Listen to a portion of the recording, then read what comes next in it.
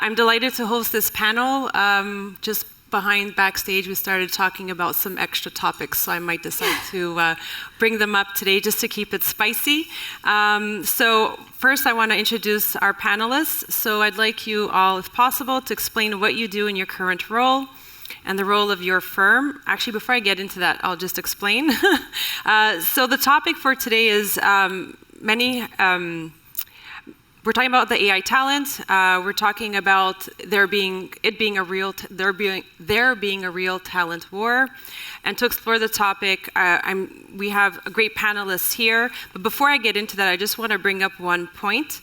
So 85% of what do we mean by talent war? So 85% of large companies, so 1,000 employees or more, believe they don't have enough AI skills, and that's in Japan. And in China, just to give you an idea, by 2030, they believe they will have a shortfall of 4 million AI professionals by 2030. So that's really just in 4 years from now. So just to help put things into perspective, and as we were discussing, do we think there's a shortage because of the volume of AI capabilities they want to put into market, hence supply and demand? But right now, that's a prediction. So on that note, I'd like all of you here to please explain what you do in your current role and the role of your firm, and why you're interested in talking about AI on a talent perspective. So, David, if you want to go first. Cool. Thanks, Melissa. Hello, everyone. David Ouellet. I'm the Chief Technology Operations and Data Officer at PSP. PSP is a pension fund, over $300 billion of asset under management. We also oversee the asset of the Canada Growth Fund. So we have like 2 different funds. And I'm excited to talk about AI because clearly it's one of the most disruptive things I think we've seen the past 5 years. Clearly talent in a pension fund, it's the only thing you get. So 2 of my passion combined. Shingai, thank you for joining us. Can you please introduce yourself? Hello, everyone. My name is Shingai, and I lead AI education at the Mila Quebec AI Institute. It's one of 3 institutes designed as part of the Pan-Canadian AI strategy to grow AI talent in Canada.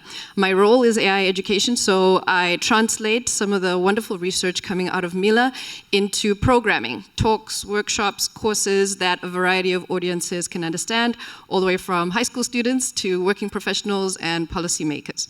I'm excited to talk about this topic because this is what I do. This is my daily life, and I'm keen to get into it. Thank you. And Shelby? Hey, I'm Shelby Austin. I'm the CEO of Arteria AI. Arteria deploys AI solutions all over the world for large-scale financial institutions. I'm so excited to talk about talent because that is also my world from a different perspective, and always trying to get the best talent to come to Arteria. All right, well, Shelby, I'll start with you then. As an AI specialized company, you're drawing from the same talent pool. How do you manage to stand out to attract the best talent? Well, first of all, I think you get the best talent if you're an AI startup. So, it depends on the stature. We might compete against other startups, but we're really not competing against large-scale enterprises for that talent market. We already have it. I think what we do as one of our strategies is try and find underserved talent markets to really double down, and once we find a great source of talent, most recently from some of the large financial institutions, we've been pulling some of them out to come into the startup world. And so once we find a good source of talent, we'll continue to maximize that talent until we've run out, and then we'll find the next source and the next source. And really it's about being strategic in terms of the messaging, to bring people into the world of exciting AI startups. All right, thank you for that. So David, we all know that the talent war is intense, not everywhere, but in some pockets. Big tech firms have the resources, the brand, and scale to pull in all the AI minds. But fintechs and financial institutions can't win on money alone. So how can financial institutions realistically compete with tech giants for top AI talent without simply engaging in salary wars? So clearly competing with the big tech and salary won't be possible. I do think financial institution and fintech, we have 3 differentiators on them. So I think the first is purpose, second is scale, and the third is the impact. And on the purpose, for the people that managed to listen to the dinner yesterday, I think we had both Laurent talking about the purpose of National Bank, we had like Jessica talking about the purpose of Sun Life, and we at PSP, when you join PSP, you're not joining PSP just to make money, you're joining PSP like to support 900,000 Canadian from their retirement perspective. And for CGF, you're supporting basically the decarbonization of the Canadian economy. So I think from my perspective, especially the young talent, having a real purpose, a real impact in life is important. So that's clearly like a differentiator that we have and that we may not always like leverage as much as we have, because like big tech, at the end of the day, their purpose is to increase the number of clicks. So we have something that we can differentiate. Scale. I do believe that a pension fund like PSP, we have like so many different businesses, so many like different data sets. So like as a data scientist, as an AI specialist, like you're here to really like learn different businesses and how can you actually like explore the different type of world. So we have it. And last but not least, the impact. Smaller organization like PSP, like 1,200 employees, like an AI specialist can work with the portfolio managers to have a real impact. And you will see the benefit, not in 5 to 10 years, but actually you're going to be able to see the benefit now. So I do believe that we have an end goal to attract the right talent. Amazing. Shingai, question for you. So AI is reshaping the financial services landscape. But not all roles are created equal. Some skill sets are must-haves right now, while others will emerge as the industry evolves. What AI-related roles and skill sets are most urgently needed in financial services today, and how do you see those evolving in the next 3 to 5 years? Great. So here's a quick framework for you to try and place your organization and the skill sets therein as it pertains to AI. If you think of a retail bank, you've got a base layer of employees who might be performing a variety of different functions. And you might say their level of AI competence might be at a literacy level. You need them to understand enough about artificial intelligence to do their jobs, to maybe augment their jobs. Then moving up, you might have a layer of people that are more analytics, business intelligence, people who have a relationship with data, a close relationship with data, and you might say those people need more than a literacy level of AI because they're going to be feeding into the AI pipelines with data sets, etc. And then at the very top of this pyramid, you might have your data scientists, your researchers, the people who are building algorithms within your organizations, who are building the agents that are going to be client-facing, etc. So if you think of it as a pyramid, you can see that when we say talent, it's a broad word, but you've got these different functions. And across those functions, you have verticals and different levels of leadership, etc. So you really have to look at an organization and make a decision about, well, what is its core function?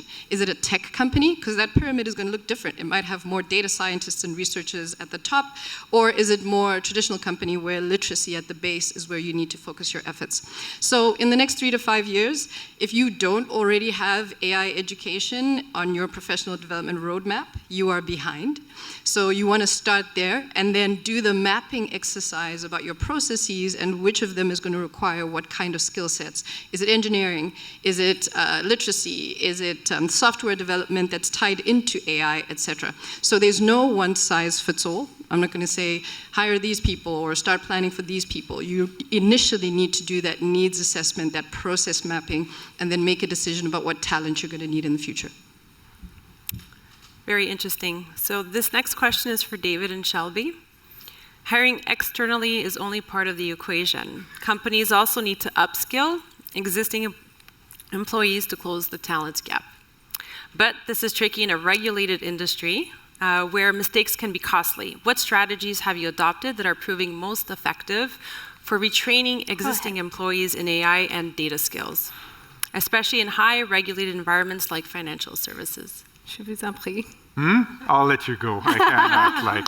Okay, for us, first of all, this question in context, so we're 4.5 years old. So, I mean, yes, we're on the journey to upskill. We're also on a growth journey where 10 new people come every other week. And so, you know, it's exciting, but we're hiring a lot of net new. So to some extent, we're hiring in the market for those skills. That said, when we think about an upskilling journey, for us, the secret of ensuring that people are happy is ensuring that people have a growth mindset consistently. This is what working at a startup is all about. It's a stretch goal. It's ensuring people are being pushed to the max. We often like to say that Arteria isn't for everyone, but it is a high-performance paradise. So if you're someone who loves your job and lives for a learning mindset, you're going to be really happy there. And as a result, the fact that we're going to consistently challenge you, push you, and ensure that you're stretching that comfort zone every day is going to work for you. And if you're not part of someone who wants that, then it's probably not the place for you anyway, is the truth. David. It's funny because even in a large organization like PSP, I have like the same messages internally. So clearly, I think that the title of the conference is like the future of work in financial services, and we know it's going to change. We know like AI is like the tip of the iceberg. Like before, like we leverage AI at scale, we'll need to like fix the data foundation. So at PSP, the upskilling is really about like data literacy, right? What is data? Like, what is like good data at PSP? Who governs the data? What is our tech platform? And then we have the AI upscaling as well, training. So I do believe that organization now you need to have like mandatory AI training, especially from the governance aspect, the legal aspect. So we start onboarding every employees with like a mandatory, like I don't like to use the word mandatory, but we need to from an AI perspective. And then once you get to that level, I do think that you have like specific upscaling that will have, between if you're an investor, if you're like a business partner, so we will have like tailored made upskilling, but clearly like we all know that what we're going to do in the next 5 to 10 years will be pretty different than today. So like everyone will need to have like that conviction that you need to learn. You need like to have that growth mindset. If not, like PSP is not just for you. Amazing. So next one's for you, Shingai, but before I ask you, just an interesting statistic that I pulled up. So in the US, 1 in 2 AI jobs could be left unfilled by 2027. So the job demand could really essentially reach up to 1.3 million in the next 2 years, of which the expected supply is about 645,000 employees will come into the market with those skills, and around 700,000 need to get upskilled. So no small short of a feat, I would say. So Shingai, when we talk about training and education, we obviously think about the breakneck pace of AI. How can we ensure that the workforce's skills evolve at the same rate? What strategy should be adopted? All right, so which strategy should be adopted? It's the growth mindset. We're right back there. You need to rethink of your organization more entrepreneurially, thinking about the cost of doing nothing, and then thinking about the cost of being proactive. And it's my view that the cost of being proactive is going to be less than the cost of doing nothing. So coming up with bring the board at a board level, at a senior executive level, sit down and say, what is our growth mindset? What does that look like for our organization? And then based on that, start mapping out the kinds of investments that you will need to make to truly upskill your organization for AI. And so when I've started rethought all of the training and how we do it at Mila, and my focus is now really on processes, because AI will change fundamentally what the organization looks like today. The models are only ever going to get better from here on. So whatever models you say, whatever reasons you say you're not using AI or are not interested in it, that's a today problem. In 5 to 10 years, those models are going to be much better. So it's truly about thinking ahead and saying, what is it going to look like, and how do we prepare today for that future state? So having that entrepreneurial mindset, well, how do startups do their upskilling? Well, they have people on the job, and concurrently, those people are also looking at new techniques, new methods, constantly trying to improve, constantly trying to grow, and that has to be the culture. So I've said a lot of words, but if there's one thing you take away, it's the growth mindset and really thinking about transforming your culture as the strategy for staying ahead and thinking about how you manage your teams and your talent going forward. I love it, mindset. All right, so this next one is for everyone here. As we navigate the Gen AI hype cycle, which I think some will determine is probably on its descending side of things, there's a risk of overlooking other important areas of AI development. How do you balance the focus on generative AI with other crucial AI domains in your talent development and recruitment strategies? So Shelby, do you want to go first? Sure. First of all, I think it's important to know that science as a discipline is but one of the sort of pieces of the pie that we need to make it all delicious and all go. And as a result, well, we certainly need more scientists. Now that a lot of the generative models are being foundationally created by so few. I mean, 4 countries in the world are building foundation models, right? So it's not everyone is in that business. As a result, we need to look at what other skills we have around there. So in my company, for example, the skill set that we lack the most are AI engineers who really understand what it takes to bridge the last mile between the generative model and the user, and really ensuring that what the trader needs to see every morning as they get to their desk, or the credit person or the salesperson, that they're really seeing the workflow that's relevant to them, and that's a real critical skill. It's funny because the one other thing I think about the skills actually builds on what Pingai was saying about executive education, which is so many people will call me and say, like, what do you think about the newest Gemini model or the newest Anthropic model? And the truth is, most executives don't need to know which horse for which course. They really need to understand how AI is applied. And so I would say, for me, it's AI engineering, but that's because everyone in my company knows, lives, breathes, and works in AI. That's not typical for the broader market. What I would say is that we really need to understand how AI is applied, and what are the questions we need to ask to ensure that we're having a robust query around what should be deployed, and that's far more important just than the science skills that are equally important, but I think in the newest sort of the newest world and the newest iteration of this world that changes every 5 minutes exactly, that we're seeing really the need for complementary skill sets around those core science skill sets.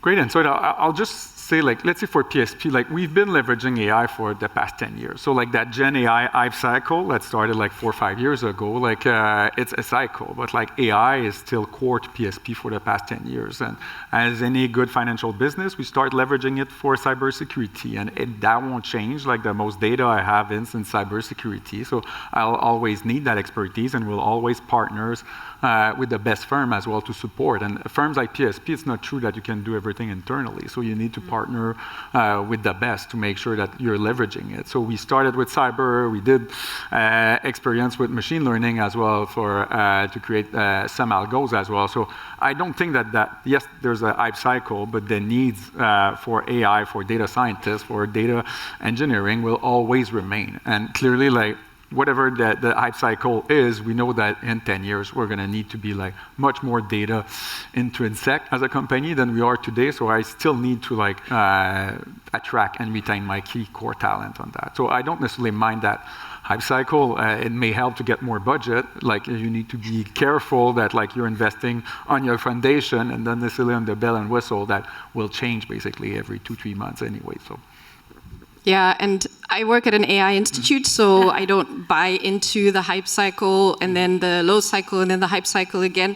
It's almost irrelevant, because if you think of the fact that most of us are opening our phones with our faces, that there's this narrative happening over here, but at the same time, we're using these robust technologies in meaningful ways, even in our roles and our jobs. So watch the headlines. And they're important for investment and raising money and all of that good stuff. But the underlying technology and what it takes to bring that technology to your organization in a meaningful way is perhaps where to focus.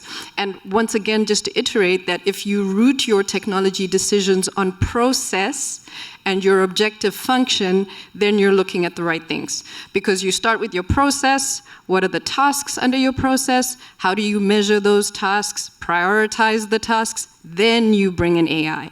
If you start with AI and you walk into your room of engineers and data scientists and say, we've got to be AI today, that's a different conversation. You're more susceptible to the hype cycle conversation. But if you root it in process and your actual objective function, then you're more likely to be using AI for the things that you really need it to do for you. So just touching on that, the process, do you find that as we look into AI, it's reinvigorated the need for process engineers, business process engineers, and all those other skills that I feel at some point, it's almost like we skip that, right? Or we ignored it. And I remember years ago when I started into business process engineering, it was the start of everything. And then because we got impatient for results, it's almost like you would skip it to, this is what I need to build as a tech solution. But do you, I'll let you. 100%. Okay. You've hit the nail on the head. So I teach a course called AI Advantage to policymakers, and it's rooted in Six Sigma sort of theory, right? If you go to manufacturing, like traditional manufacturing, how do you become efficient in your production and your processes? If you look at those principles, we got to bring those back into an AI-enabled world so that we're not helicoptering AI into, your investment portfolio management. You're not helicoptering it into this aspect of your organization. It's deeply rooted in your process, and then that way it's robust. You can build governance around it, and it can have longevity. And as the tools improve, you improve the tools, and it improves your processes overall.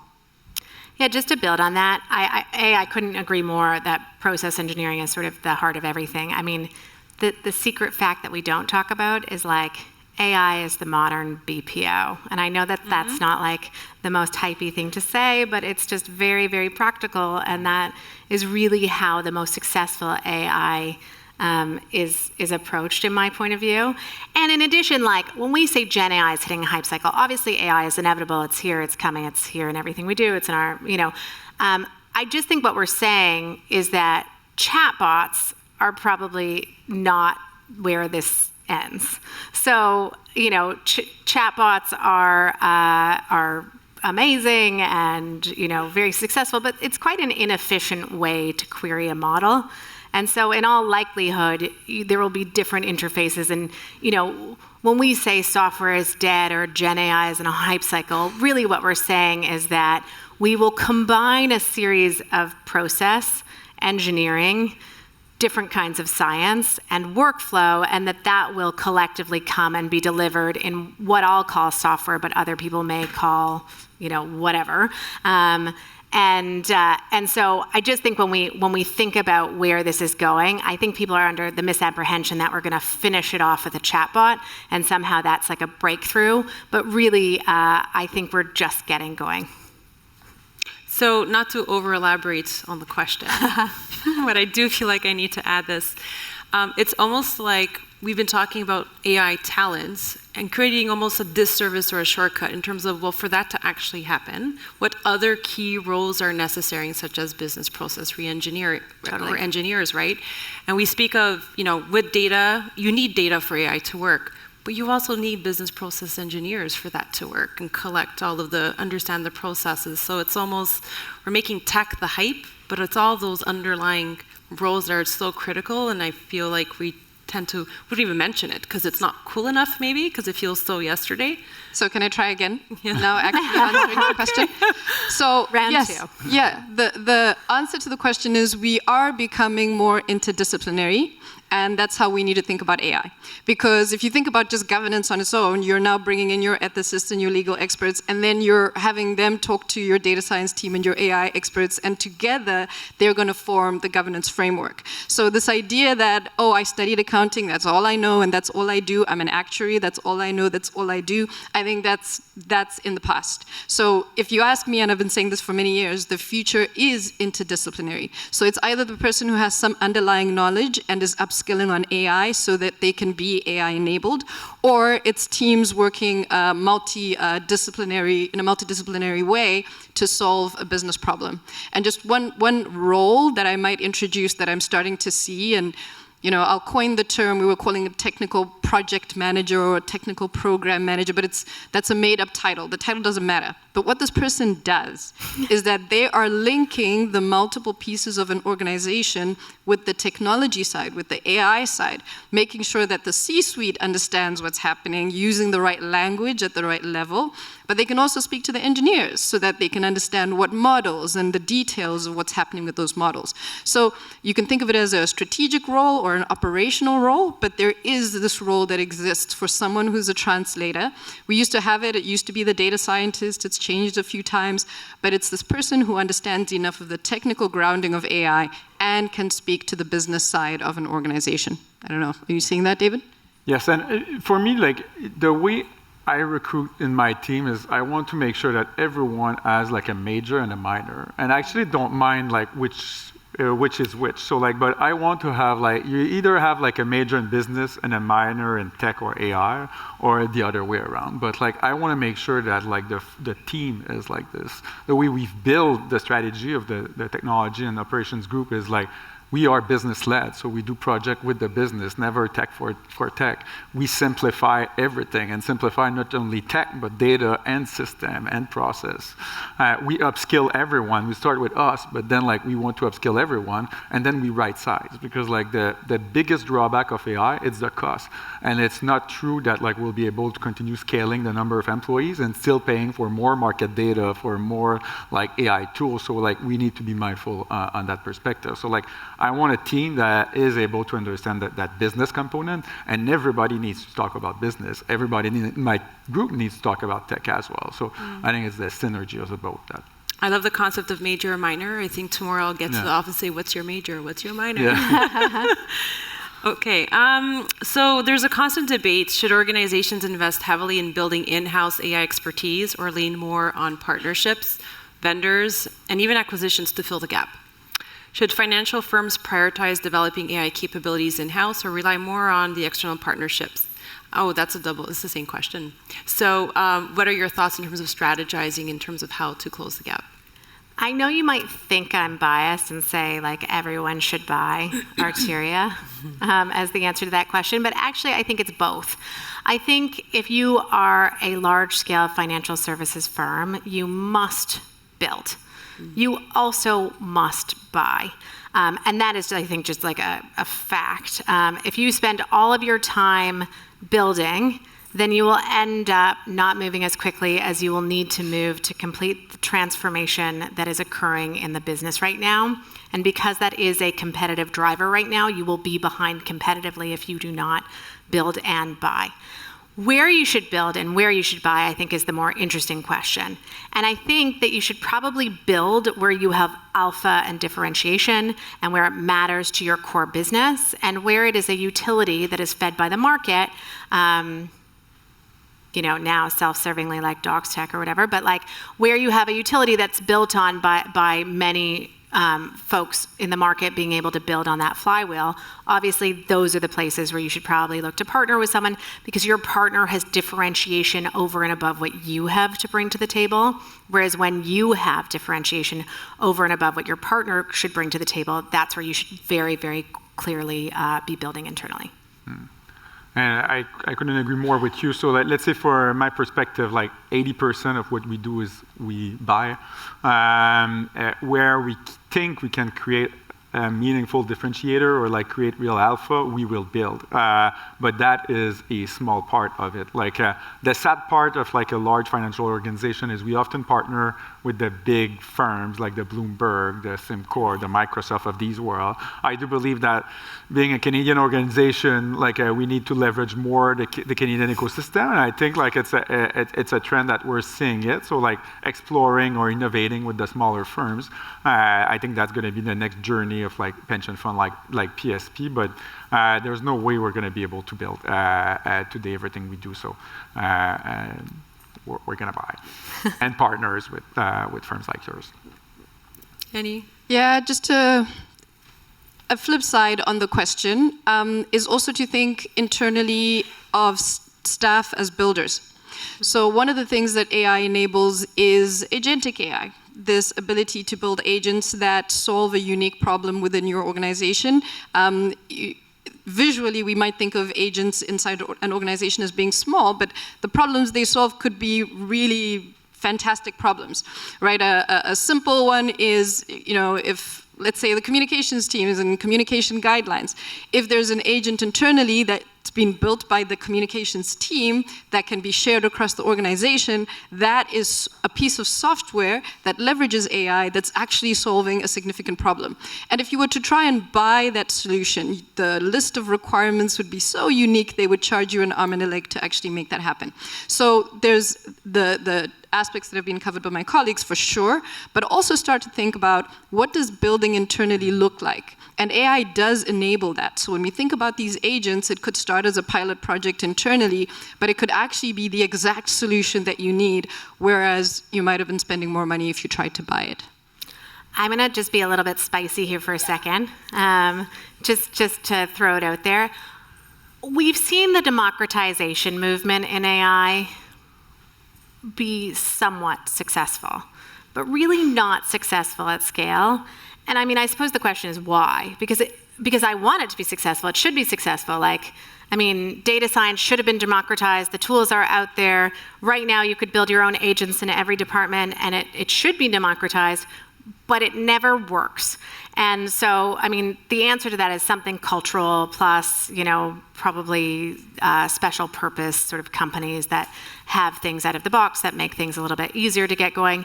But for whatever it's worth, I am a bit dubious about everything just being built, particularly in chatbots, but everything just being built in the way that people in this moment think is inevitable.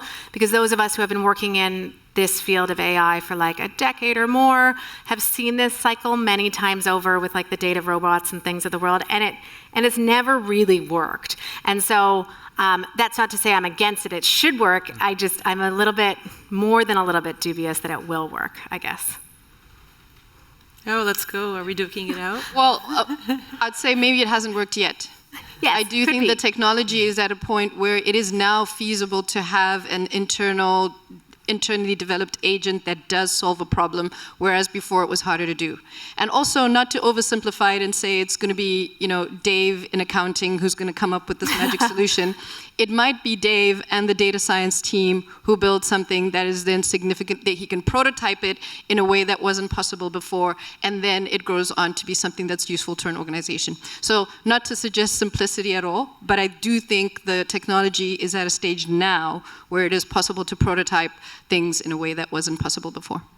It's clearly much easier than it used to. We still have like issues around like cybersecurity, access control of the agent. So like we want to democratize all AI agents, but like I don't want to give the key of my infrastructure to everyone neither. So like it's the balance of both. So like we are like mindful in the way of who's able to deploy what, especially in prod. But it's going to be interesting to see like how it's evolving in the next 5 years. Like Microsoft was a big pusher that everyone will be developing an agent. Like to this day, like they're still not perfect. So. Yeah, and I mean, it's always going to work, I think, 10 to 20%. The question is, it should be at like 40, 50, 60%, and we've just never seen that level. So maybe this is the moment in time.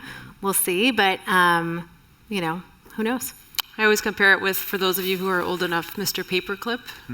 Clippy. He was your I wizard. love Clippy. Whoever really used Mr. Paperclip, chances are we could have all been far more effective if we did use him, but we didn't. No, but we're talking agentic AI, and then now we're talking understood. Mr. Paperclip. The juxtaposition is I object to the juxtaposition. In the end of the day, I think a well-balanced portfolio is probably the answer at this point. A good mix of builds, a good mix of buy and partnerships. So, and everyone's happy, right? Awesome. Okay, so another question here is, let's talk about collaboration. And I think this is for those of you who attended the dinner yesterday. At the very end, Jessica spoke about creating partnerships with private, public, small, large organizations. I think individually, we can argue every group can be pretty impactful, but collectively, it could be monumentally different, right? So how can we leverage the ecosystem to address the AI talent gap in financial services? Is there any innovative partnerships or initiatives you see emerging between financial institutions, tech companies, universities, research institutions like Mila? How might these collaborations shape the future of AI talent development and retention in Canada's financial sector? So I think that's key.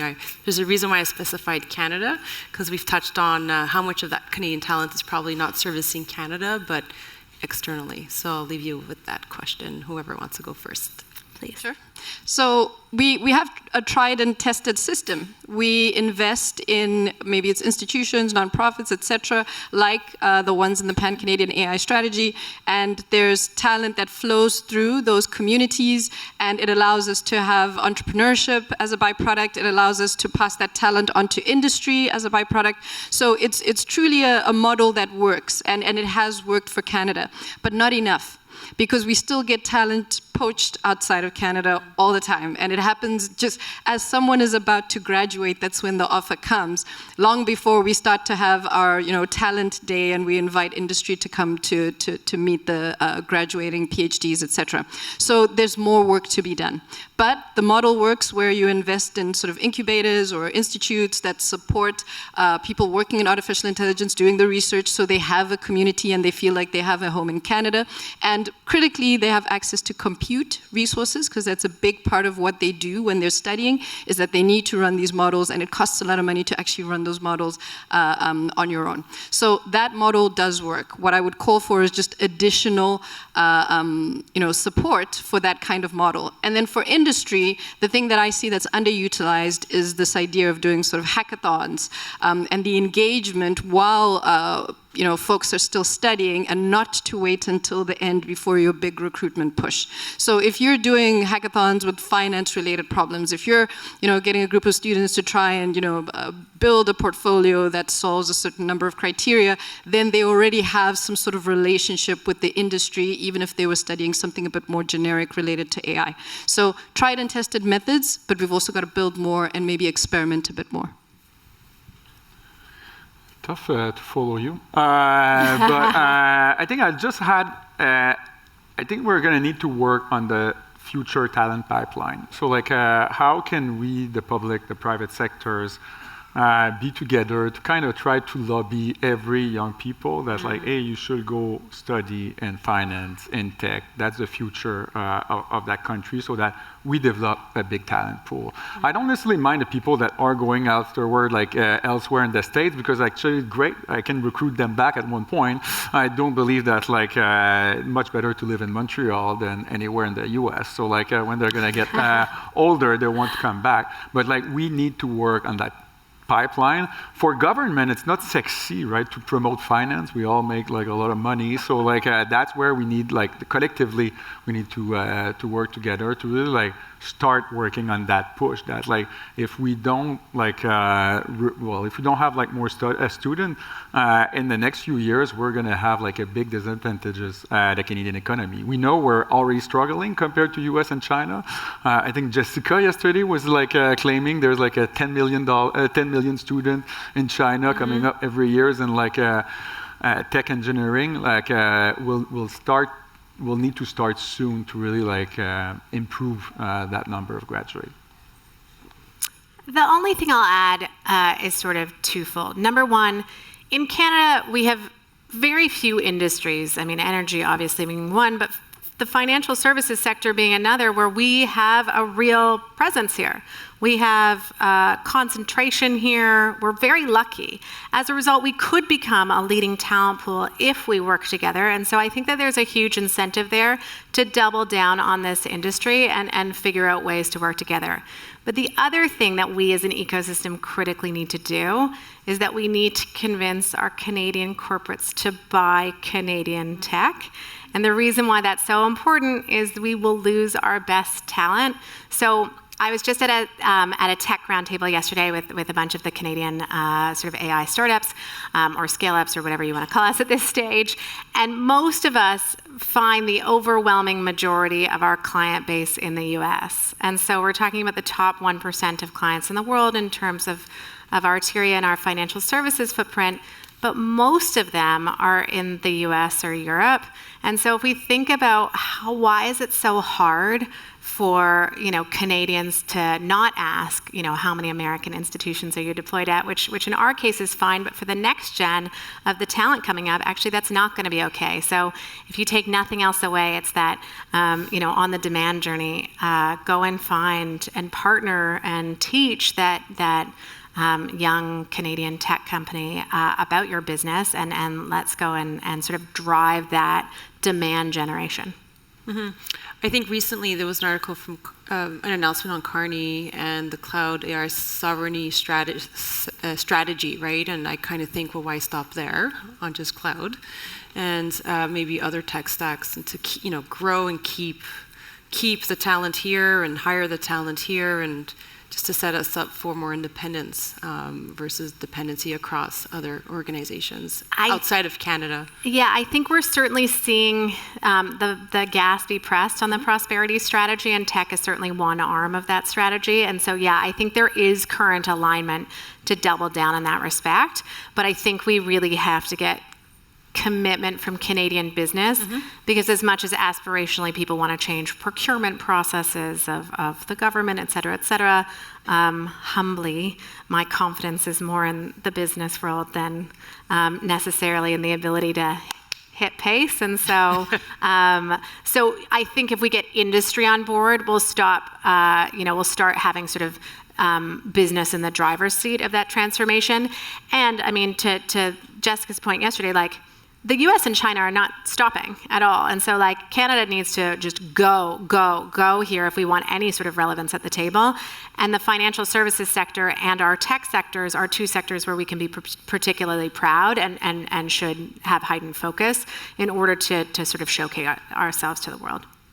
Great. So one final question. Diversity in AI is a critical issue. How are your organizations working to ensure diverse representation in AI talent, recruitment, and development? Sure. I think David kind of answered the question already, which is this is a pipeline discussion, right? So we're not going to wake up in 2030 and say we have a diversity problem. It has to be a pipeline conversation that starts today and should have started already, where we see, well, what are the flows into the different programs that we would like a diverse representation? What are the flows going into those programs, and what are we seeing on the other side? So if we solve that, or we start working towards solving that and creating incentives, including scholarships. I know DEI is another of the words, like ESG. Nobody's happy with those terms anymore, but it is true that scholarships help. So those are the sort of interventions that we could do to try and bring in the pipelines. And then on the recruitment side, getting smart about our recruitment and thinking about what does talent really look like? Is it the cookie cutter talent that we've considered in the past, or can we get creative around getting different types of people into the organization who can do the job? By the way, it's not implied that they're underqualified. They can do the job, but they maybe didn't take traditional routes to get there. And then maybe the final thing that I will say is also educating our models. So our models, in the variety of places that these models sit, do apply to diverse audiences. So making sure that the ones that are doing our recruitment, if we're using models for recruitment, that they are educated about diversity. And educating models could mean mathematically balancing classes or testing them for bias. But truly, I think making sure that our models understand that we value diversity is going to be useful as well. I suppose the reason I look to my fellow panelists is because we are remarkably diverse. So we're, I think, 85% visibly diverse as an organization. Really and truly, we see diversity and tapping into untapped markets as, I said that at the beginning, as part of our talent strategy. And so there are subcultures and, sub-talent markets and that we have tapped into very successfully in order to draw people into our firm. And so I would just say we see diversity as something that's a necessity, because we think of it as our ability to get the best talent around the table, and the proof is in the pudding in terms of what our organization looks like. And it's very. I like to think that the proof is in the results of that. So. Oh, and a diverse team will always be better than a non-diverse team. So clearly, we do scholarship from that perspective as well, to support basically the future bandwidth changing as well. You need to make sure that you understand your workforce, and where are you right now from an inclusiveness or diversity perspective, and then you need to work on it on the long-term scale, because hiring talent, it's a long-term play. So we've been together as a group for the past 6 years. So at the beginning, we gave ourselves some target that we managed to beat by ourselves, but it's going to be a long journey. But from my perspective, it will start with the school. How are you able to attract different type of talent pool so that you get more different skill set in your group as well? So. Perfect. Well, I think we're good with all the questions. I want to thank you all for your participation. Maybe if we have a couple of minutes left to turn it over to the audience and see if there's any questions. All right. I guess we answered everyone's questions. That was one efficient panel. So thank you, everyone, and wishing you a great rest of the day, and hopefully you got some nuggets out of this today. Thank you. Thank you.